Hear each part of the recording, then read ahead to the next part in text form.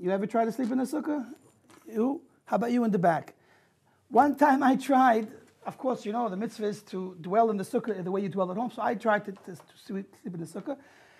But I made a big mistake. I didn't, you know, you have to have experience, I guess. You know, you have to be a native and understand the elements. So I ended up, I didn't have a mattress or which on a platform. My mattress was like on the floor. And, you know, not realizing it, after I woke up in the morning, I found out that I got bitten about 20 times by bugs because the grass was, you know, was a little bit high, and there was, I guess, a lot of things living in the grass over there. So once I was on ground level sleeping, I guess the warmth of the body, they just all came and ate me up. So that was one experience. I didn't really sleep in the sukkah too much after that. But here in Yerushalayim, Baruch Hashem, the weather is much better. It's cool. This year specifically was nice and cool, and I was able to enjoy the full extent of the mitzvah. The dinners were pleasant. The climate was pleasant. Very experienced the v'samachta b'chagecha.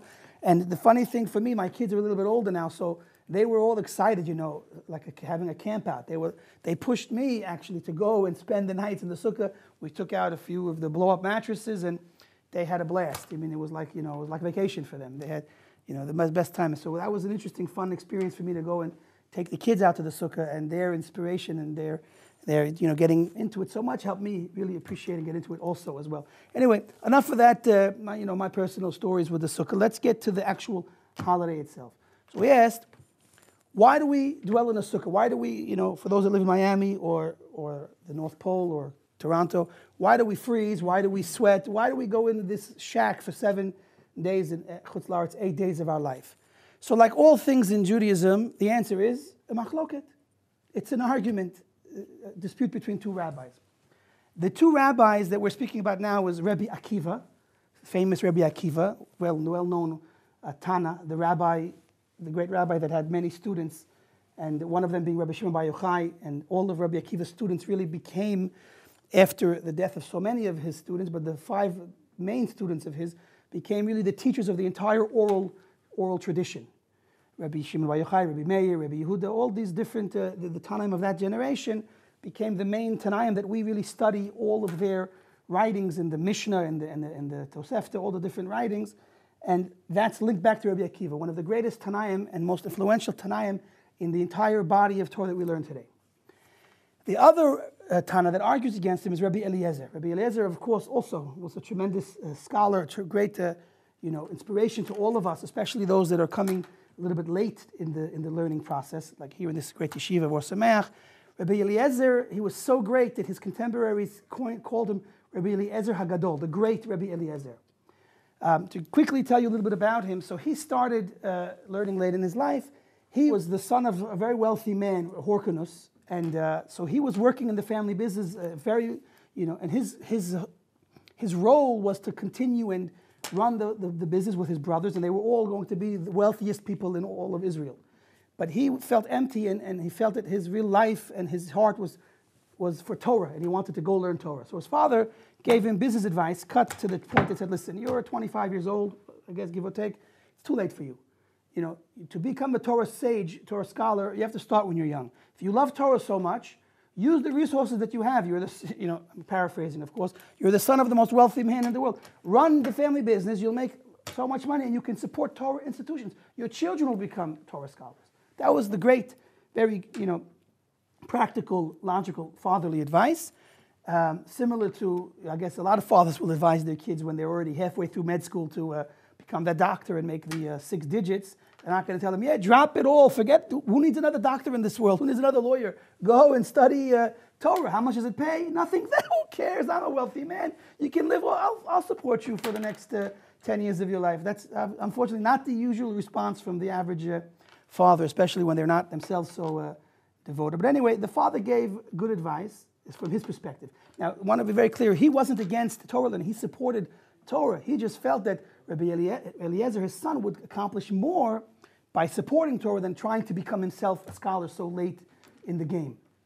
Anyway, thankfully, Rabbi Eliezer did not take his advice. Rabbi Eliezer actually went off to learn, with Rabbi Yochanan ben Zakkai, one of the greatest sages that we know of. And he grew in stature and knowledge till he became the great Rabbi Eliezer. When he gave a discourse, it says that his face shined in light like Moshe Rabbeinu, comparatively, obviously not exactly. And his father realized how great of a rabbi he became. And interestingly enough, his brothers sent his father to disown him because he disappeared for a long time, and nobody knew where he went. And he, of course, was learning with Rabbi Yochanan. And so his father went to disown him. And when his father saw him as one of the great sages, which who would believe? So he said, I'm not disowning you, I'm disowning your brothers. I'm giving all the money to you, because his father truthfully did have an appreciation for Torah.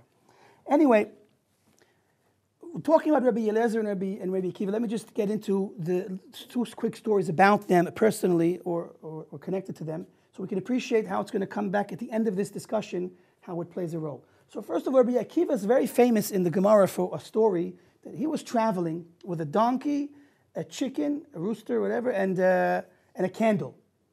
Now, he went to try to find lodging in a particular town, and nobody had place for him, and he got rejected everywhere. And of course, the great tzaddik that he was, he understood that everything happens for a reason, through divine providence, even though it's not clear what the purpose is or how things are for the good. He had a strong belief that everything that ever happens to him is only for the good. Kol man derachmana avid letava avid. Anything that Hashem does is for the good, the merciful one. We don't call God, the phrase in the Gemara is the merciful one. They refer to him, Harachaman, the merciful one, because everything is really an expression of God's mercy, of divine mercy. Sometimes from down here we can't see clearly how it's divine mercy, but it's always from Hashem, it's mercy. Rabbi Akiva believed in it so strongly that he said whatever happens is for the good. So when he was rejected from all of the houses in the area, so he said, listen, if it didn't feel great to be rejected and to have to then schlep into the wilderness, not right outside the city, but he said if that's what happened, that's for the good. As he was now resting outside of the city by himself with his donkey and he had the rooster to wake him up and the candle for light, so comes a wind and blows away the light. So now he's in the dark, he can't even learn. Okay, he says, okay, even that, okay. So that wasn't, obviously, externally doesn't seem ideal, but that must be from Hashem, it must be for the good. Then the rooster gets eaten by a cat and the donkey by a lion. And so he's got no rooster, no donkey to help him travel, no light to learn. He's stuck there in the middle of the dark, in the middle of nowhere, all by himself. When he wakes up in the morning, what does he see? He sees that the village that he wanted to stay the night in was plundered by an army that passed through, killed everybody, took hostages, and if he would have been there, so he would have been subject to all of those negative things. So he said, didn't I tell you, as he repeats and relates the story, Kol ma derachmana avid letava. Everything Hashem does is for the good. Because although it wasn't obvious and apparent, he believed that it was all for the good. And here in this story, Hashem shows him at the end, looking back, how everything was a blessing in disguise, a hidden blessing. That's the story of Rabbi Akiva. Now, Rabbi Eliezer is now not necessarily him in a story about him, but his name. The name Eliezer, where does it come from in the Bible? So if you go back all the way to the beginning, where is the first time the name shows up? It's with Moshe Rabbeinu. When Moshe Rabbeinu has a son, he names him Eliezer.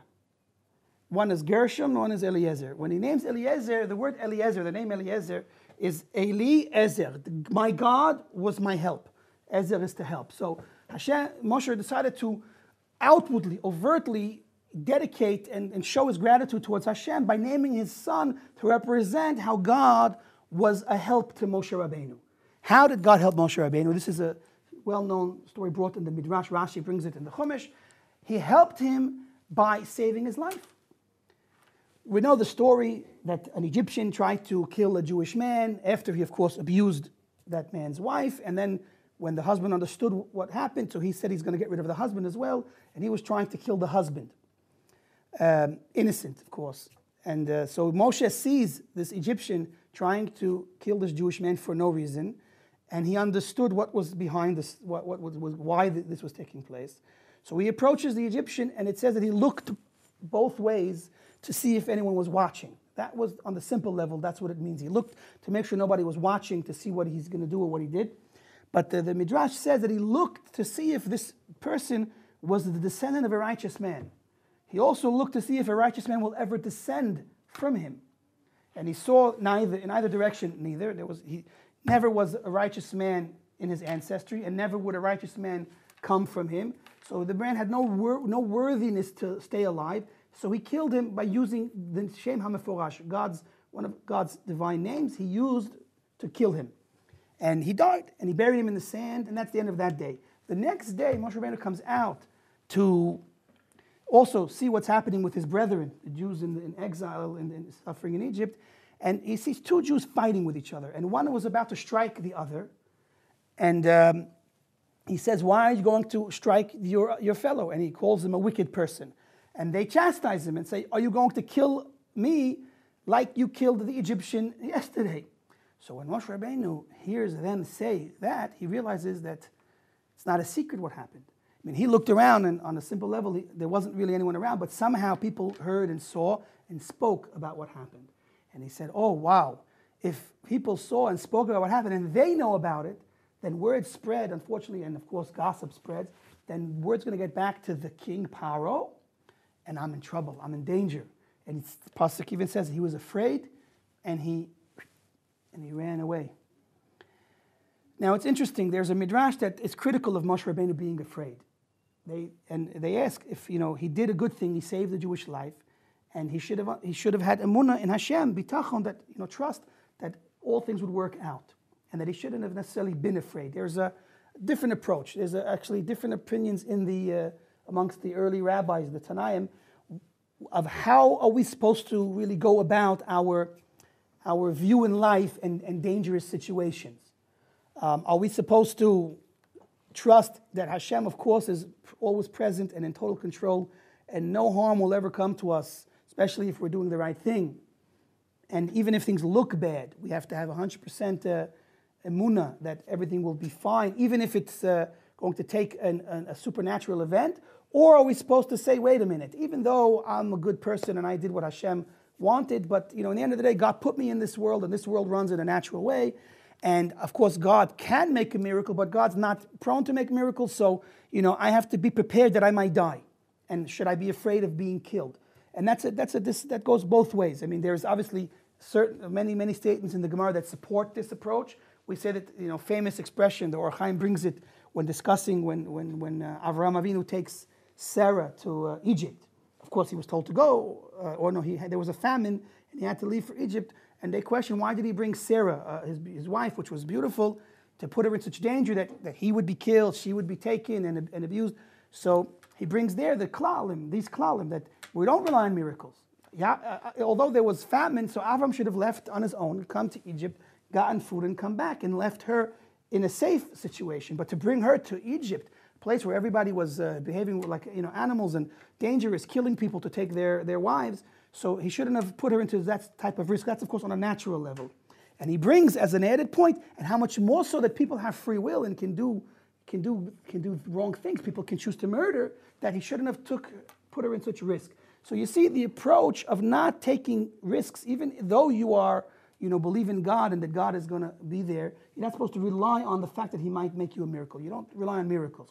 But then there's this other idea that says that, that we said from the Midrash, it's also brought in the Midrash, that even if, you're in the worst situation, you have to trust that Hashem is there and everything will work out okay.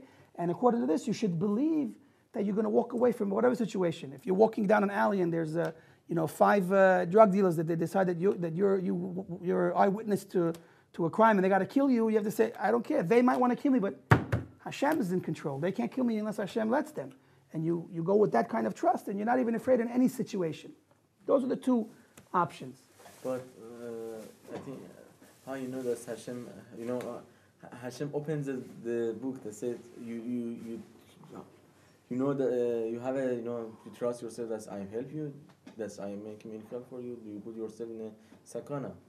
That's I know that's okay. So you're right. That's what we said, that putting oneself in a sakana is not encouraged. However, we said in Moshe Rabbeinu's case, the case we're dealing with now, he went to do a mitzvah. He saved the life of another Jew against someone that was ruthlessly going to murder him unjustly.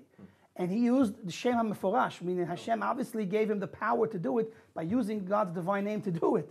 So there, the Midrash is being critical of him, on his level of stature, of holiness, of righteousness, of devekut, of clinging to Hashem, that he shouldn't have been afraid of Paro and of circumstances. He should have understood that Hashem would be there with him. But you know what? Even if we were going to go on this direction, let's say that you are in a situation and you can be killed.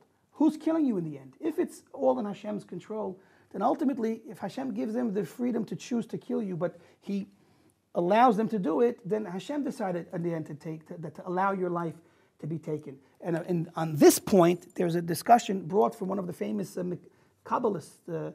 They call him the Lashem. For the name of his book is Lashem Shov Achlama, the grandfather of the Rav Elyashiv, very famous Rav Elyashiv, the author of the Lashem. He writes in one of his Svarim that there were such tzaddikim that were on such a high level that they knew that if they asked Hashem to save them, they would have been saved. Even though they knew that, they still didn't ask Hashem to save them because they didn't want to bother Hashem even to tell Hashem what to do. And they accepted the decrees of death, even though they knew that they had the schus, the merit to pray and be saved. And we're talking about not an average person. The average people like us don't know how much schus we have, how much schus we don't have, but we're talking about the greatest leaders of generations that knew that how things worked. I mean, we know that in Kabbalah they talk about doing special things to save a person, like Moshe Rabbeinu himself used the name of Hashem to be saved. And there are very rare occasions where some very big rabbis do that. They use the names of certain holy names to do special things.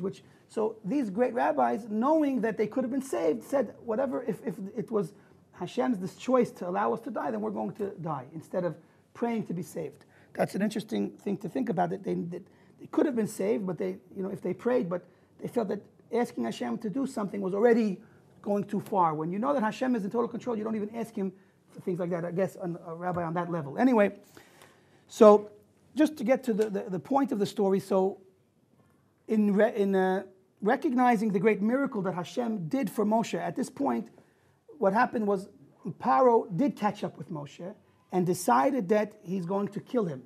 So when he was about to be executed, Moshe Rabbeinu was put to be executed, and the executioner went to chop his head off, and God miraculously turned his neck into marble, and he was saved. And he was able to run away, and he went, of course, to Midian, another nation there, and spent some time there.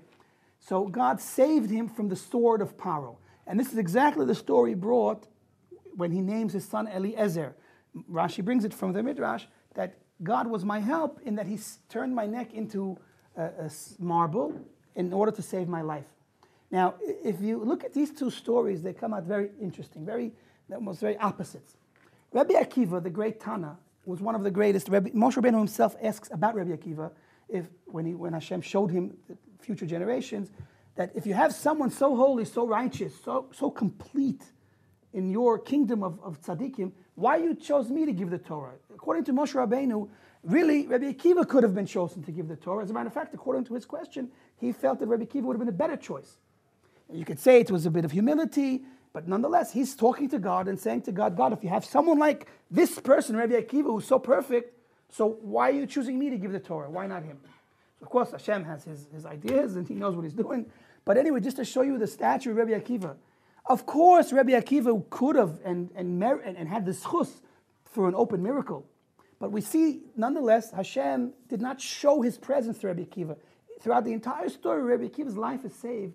It was all done in an absolute hidden way. All Rabbi Akiva saw was nature and negative things happening to him. It's only in retrospect that he was able to see how everything was a piece in a puzzle that was part of saving his life, but the hand of God was not shown in any miraculous way. It was all just nature. A non-believer in God that would have gone through the same experience would have walked away saying, "Whoa, was I lucky? Phew, it's a good thing those guys were mean to me." Would not recognize that God did anything for him and would continue to be a non-believer. Person happened to myself actually. We were driving down on a highway 70, 80 miles an hour. Unfortunately, the baby was asleep. That's not so unfortunate. He's allowed to sleep. And I was also sleeping with the baby in the back seat. I'm also relaxing. But my wife in the front seat driving wasn't supposed to be sleeping. And she was. And that was where, the big problem. I guess I should have been up with keeping her. But she fell asleep at the wheel on the highway, 70, 80 miles an hour. All I hear is my name. She screams out my name. I wake up and I'm watching this movie. To me, it's this nice movie in front of me. The car is starting to almost like we're in the ocean, like going like this. She's trying to get control, put the foot on the brakes to get off cruise control. And the car starts going back to the front. Very scary. I'm thinking, it's funny, it all happens in like slow motion when you're watching. I'm like, we're really in an accident. Wow, we're in the middle of an accident. This is not a joke.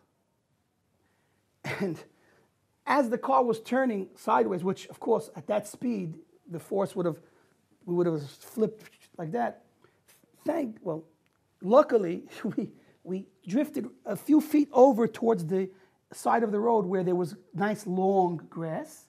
Of course, it was by chance in between the two metal pillars that would have went right through our car, but we went right through those in between the two metal pillars, like a field goal, you know. So we went through the metal pillars, and the car at that point does a 180, and then we start rolling backwards. And now I'm having fun. It's reminding me of being like on a roller coaster when you go backwards. So I'm sitting there in the back seat, we're rolling for a few seconds, and it's like, wow, thank God, that was scary, wow. And then I'm thinking to myself, wait a minute, if we don't stop the car, there's what's behind us? Because we were approaching an intersection, which means we were approaching the end of this grassy area, and it was going to be a big wall that we were going to hit backwards. So I don't know if I or my wife screamed the brakes, and then we hit the brakes. We come to a nice stop. Nothing happened. Nothing happened. Not a scratch, not even a scratch on the car. As a matter of fact, I could have driven the car right back onto the road and driven away, but some pedestrian that was watching the whole thing said, don't start the car, it may start a fire. So we got out of the car, went to the side of the road, a tow truck towed the car out to the side of the road, we got back in and drove away.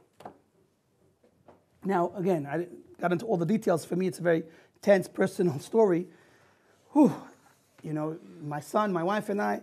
But the truth is, again, same example. God did not, in any miraculous way that transcends the rules of nature or you know, show himself. You know, a person that doesn't believe in God will say, oh, chance. I made it, you know, it happened to be between the two metal pillars. It happened to be that the car reached the grass so that it didn't start flipping. And of course, we remember to hit the brakes and not a scratch. But you know, someone who believes in Hashem realizes that you're all the time in Hashem's hands. And when things work out, it's never by chance.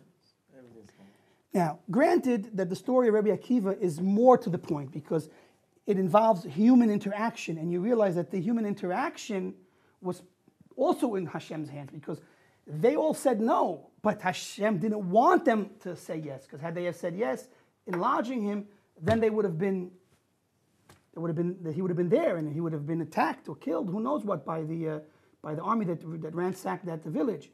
So we see in Rabbi Akiva's story a higher level of divine providence, of course, in a hidden way than in my story. My story was really circumstances worked out. Of course, we believe Hashem saved us, and that's the truth. That He helped, that it was between the two pillars, and that we didn't flip. All that's great, but that's only between God and controlling inanimate things and timing and all that, which we know God controls. In the case of Rabbi Akiva, in another dimension, is that he controlled the fact that an animal would attack another animal. The wind, of course, he controls, but that people would say no to lodging him was also part of the miracle. And the deeper message there is that things that happen that appear negative, you have to trust that are not negative. Anyway, these are the two great stories that we're going to come back to at the end, because we're going to see it's all going to tie in. But that's Rabbi Akiva and his story, and Rabbi Eliezer and where his name comes from, which is, so the contrast is obviously a hidden miracle in the case of Rabbi Akiva, and an open miracle in the case of Rabbi Eliezer. So now let's come to what we started talking about, the machloket of why we have to sweat and or enjoy our time in the sukkah, 7 days a year, every year. Now, Rabbi Akiva says that the holiday is to commemorate shelters that the Jewish people built in Egypt. I mean, when they left Egypt. So we left Egypt, we were in the desert, and we were forced now to stay in the desert for a long period of time. Even before the sin of the Meraglim, the sin of the Chet HaEgel caused us to stay for a whole year. I mean, originally, if we didn't sin, we would have gone to Israel right away. But the sin of the Chet HaEgel, the golden calf, caused us to stay in the desert a whole year. So we were in the desert a whole year. Where did we live? There was no Marriott, Ritz-Carlton. So Hashem provided us with a Marriott, Ritz-Carlton, right? But, sof, Hashem did not magically cause a hotel to develop, before our eyes, like they have these oases. Oh, all of a sudden you're in the desert and you see palm trees. Hashem did not magically make us houses. The Jews had to take physical material, wood, cloth, whatever, and they had to build themselves temporary shelters. Temporary shelters were built in the desert by the Jews themselves with material that they brought from Egypt or that they actually could have purchased from the different cities that they were passing through before they got isolated in the desert. So how did the Jews live for the year or two, and then of course ultimately 40 years in the desert? They built themselves like, portable houses, portable shacks in the desert. So Rabbi Akiva says that the temporary portable, so to speak, shacks that we build, every year is to commemorate the same temporary building shelters that the Jews built while they were in the desert. How does that sound to you? That sounds amazing, no? Unbelievable.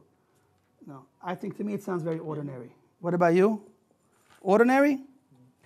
The Mefarshim ask, the commentators ask on Rabbi Akiva, just to know, what's so special? Why should we make a holiday to celebrate wooden shacks that the Jews built out of wood that they were able to find or bring or buy? What type of miracle does that represent? That's not a miracle. It's a very ordinary thing to a tent. We're going to celebrate making of a tent. It's very, very difficult to appreciate, according to him. Why should we make that the symbol of the holiday? We'll get to why an answer for him shortly. But now let's look at Rabbi Eliezer for a moment. Rabbi Eliezer, so his opinion is that the shack that we build, the special structure that we build, is a remembrance to the clouds of glory that surrounded us while we were in the desert. Now for this we have to understand that God made many miracles for us when we left Egypt. There was a cloud by day and a fire by night, the scripture mentions. Now in addition to this, we're taught that, of course, food, talk about fast food. Today we can go and get, drive-through. I'm sure now with computer age, you could actually probably hit a button on the computer. Someone will bring you a nice dinner. Do they even have to cook it these days? They could probably just make it cooked already. Who knows? They're going to come up with technology. But anyway, in the olden days, it was pretty cool to have food come from heaven. The food that they ate when they were in the desert was called manna, and it descended from heaven. So Hashem prepared for the Jewish people their food in the desert. Talk about a 5-star hotel. He gave them, rooms, well, they had to go out of their house to get it, but he basically provided them with food from heaven. There was a well, called the well of Miriam, that followed them everywhere, which was their water supply. So a miraculous well that followed them from place to place, so that they had water and food. And of course now clouds of glory, in addition, there were clouds of glory that surrounded them. And the Jews were in this area that was completely surrounded in every direction by clouds. These clouds were protection. These clouds kept them cool and comfortable. Their clothing did not wither, it did not get old. The ground was flattened for them, so they were, had like a beautiful, comfortable, smooth ride. And everything was taken care of for them by Hashem in the desert through these wondrous miracles. Each and every one of the things we mentioned were obvious, open miracles. A well following them around. I mean, I heard of someone that wants to follow you around, but I never heard of a well that follows you around. A well following them around is an obvious miracle. Food coming from heaven is also obvious, doesn't happen every day. And of course, the clouds of glory were a tremendous miracle. Now, so Rabbi Eliezer tells us that the sukkah that we build is a commemoration to these clouds of glory that surround us in the desert. Now, one may ask, there were many beautiful miracles. Why should we pick that mitzvah, that miracle over all of the other miracles? What about the splitting of the sea? A lot of miracles we had in the desert. So the answer to that is, I think, comes out very beautiful, is that of all those other miracles, the man fell once a day. Okay, it was there, and when we ate it, it was gone, and it came again the next day. It wasn't constant. It was daily, but not constant. Also the well, although the well existed constantly, it only served us to use when we needed water from it. So it wasn't also a constant effect. But the clouds of glory that surrounded us 24 hours a day, 7 days a week, was a miracle that did not stop for 1 second for the 40 years we were in the desert. Think about it. What happens when a miracle occurs for you non-stop for 40 years? It's a tremendous thing to experience. So that is the unique miracle of the clouds of glory that are constant, which becomes the symbol of our sukkah. That's according to Rabbi Eliezer. Now, that is fantastic. I mean, think about it. A 24-hour a day, 7-day a week miracle. The only thing that can compete with that is when 7-Eleven started opening up 24 hours, because they used to open up only from 7 to 11. That was considered a long time. 7, 11, then they had to go 24 hours. I don't know, they didn't change their name, but you can get the point. I mean, what can you get 20? You can go to, today you can go a lot of places 24 hours, but To have clouds of glory for 24 hours is a tremendous miracle. So that's, according to Rabbi Eliezer, the symbol of the miracle of Sukkot. Now, what I want to present to you is the question that everybody asks, myself included. What are they arguing about? Why don't they agree? Now, here in this story, it's very difficult to appreciate why they argue, because here everyone agrees on the circumstances. If you will ask Rabbi Eliezer, were there physical buildings that the Jews built themselves, the temporary dwellings, the shacks that they built with their own supplies, he'll answer you, of course, they didn't sleep out in the open, they had to sleep in something. So they slept in tents. They made their own tents, their own temporary dwellings. So he agrees with the reality that they also built tents. And if you ask Rabbi Akiva, were there clouds of glory? Of course he agrees. Everyone agrees there were clouds of glory. That's a fact. So since they both agree on the circumstances that the Jews existed in the desert, why can't they just agree on what the symbol is for the holiday? So here we're going to get to the stories about them that we started with. Now, what I would like to explain is that Rabbi Eliezer, his opinion is again rooted in his name, which is the idea of open miracles, whereas Rabbi Akiva, his opinion is rooted in his experience of hidden miracles. And so that's why Rabbi Akiva picks the physical dwellings that the Jews built themselves, because that points more towards living in a natural world where we have to do what we need to do to protect ourselves and to provide our own shelter. And Rabbi Eliezer, who is pointing towards these supernatural miracles that Hashem does, is saying, no, the point of the holiday is to realize that Hashem is doing supernatural things for us, like the clouds of glory. And here's what we're going to appreciate. So for Rabbi Akiva, what's the message of the holiday? Of course, there is God's providence. God was with us in the desert. A person can't survive a few days in the desert without help. How can a nation survive for 40 years? So Rabbi Akiva recognizes that really God is present and helping us to survive. But he's pointing at the opinion that we mentioned, that a person has to realize that he still has to do his part to work with the world the way the world runs, in a natural way, understanding that God is going to be there behind the scenes, but not relying on miracles, meaning he has to make an effort. He has to do his own hishtadlus, his own effort in making sure things work out well. He has to try to get a job, succeed in what he's doing, get an education. A person has his part in making sure things work out the way they need to work out. What we say, so to speak, is like being a partner with Hashem.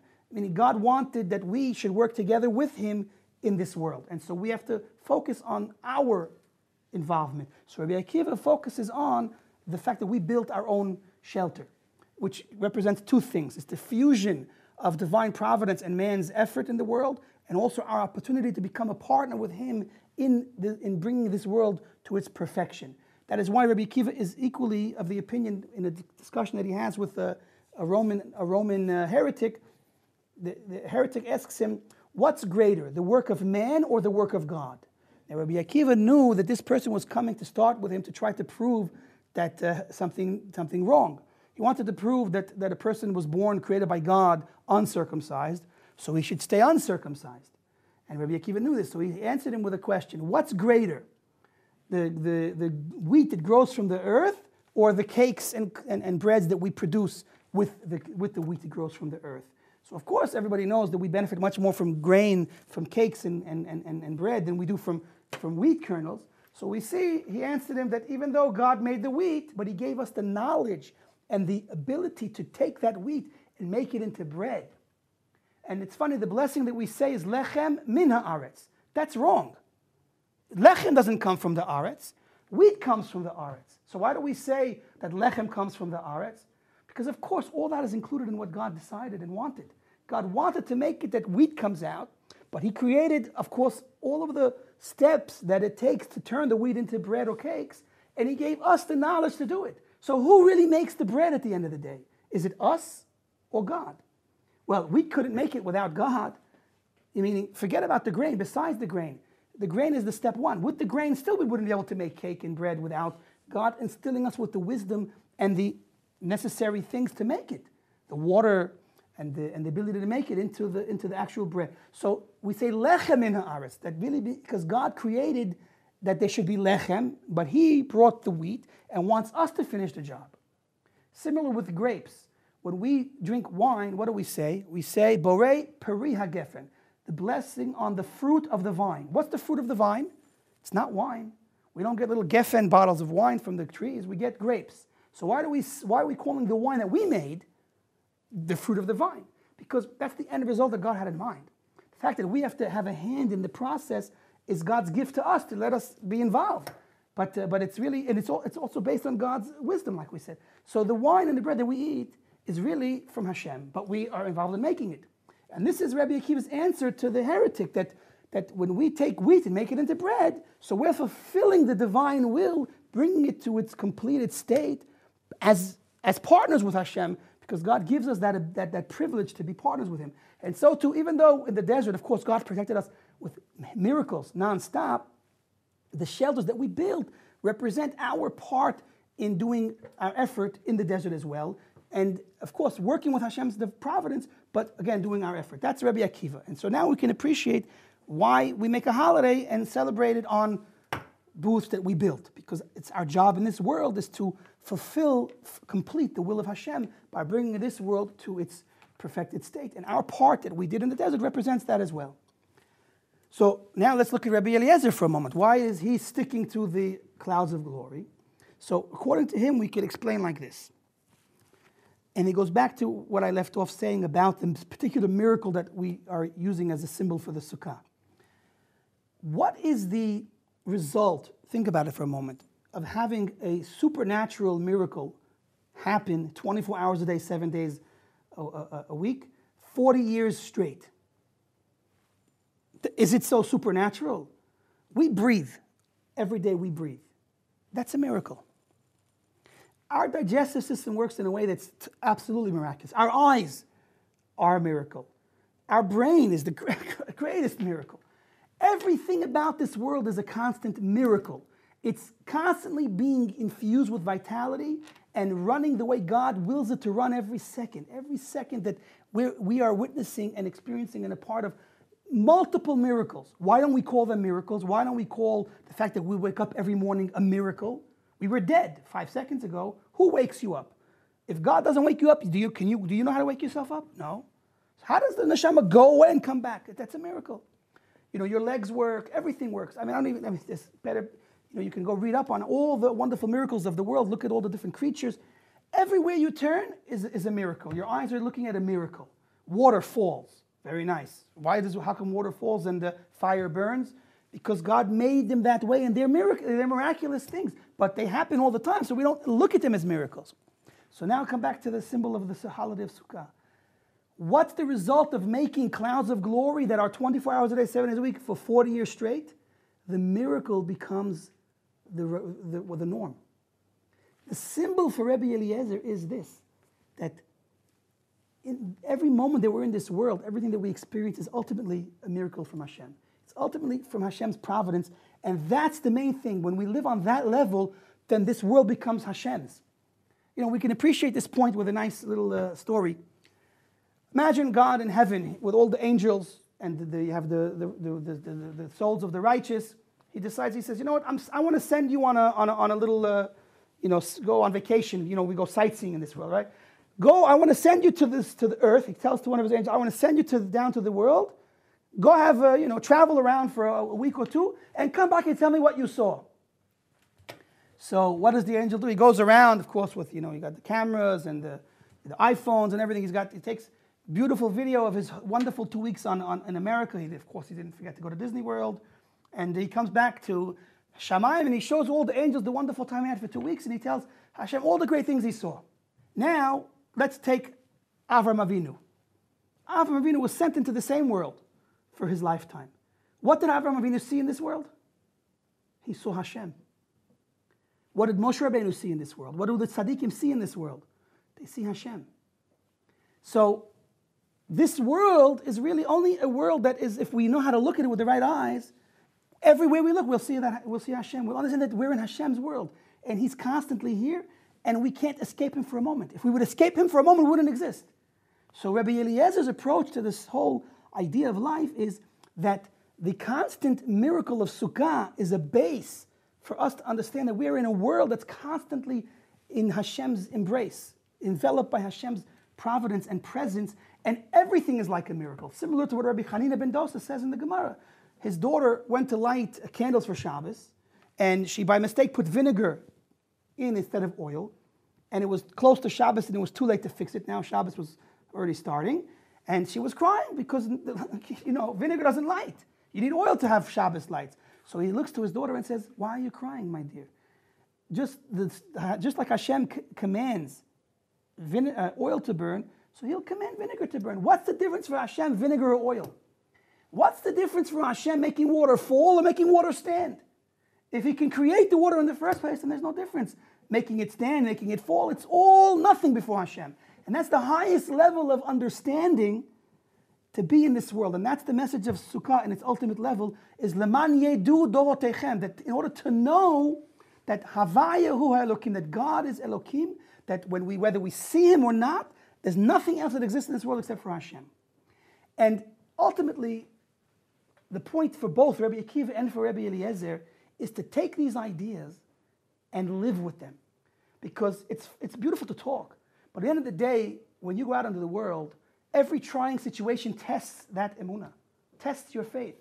When your boss is screaming at you because he doesn't like the job you do, but you know you're doing a good job, he's just looking for a pretense to fire you, you can think that this whole world is about my terrible boss.